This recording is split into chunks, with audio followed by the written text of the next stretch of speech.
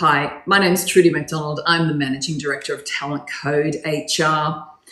At this time of year, we're coming up into the runway to the end of financial year, and for many people, it's a very busy and potentially stressful period.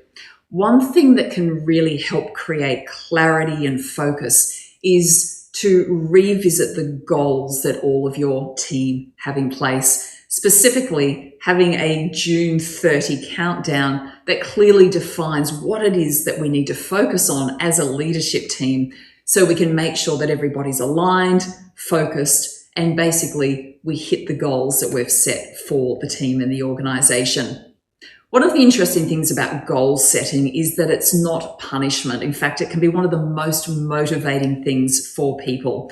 As humans, we love to have goals to strive towards. However, there's a few tips when it comes to goal setting that are really important. Number one is the goal should be a stretch goal, but it needs to be within that range of being achievable. If the goal is too large and too out of reach, basically people will pull back and they will stop trying. So you're not going to get much progress towards that goal at all. In fact, if you're in a position where you don't feel as though it's going to be realistic to achieve your June 30 goals, you're going to be much better off setting a more achievable goal for your team and really focusing their energy and that momentum towards the refreshed goal. You're likely to get a better outcome than to keeping that large goal out there that they're just going to give up on.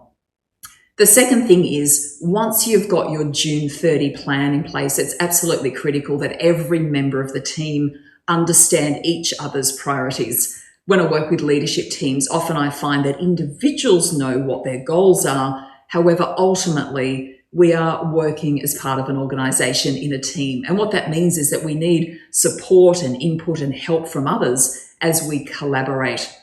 The reality is when my priorities are not the same as your priorities, it's going to be very difficult for us to collaborate in an optimal way.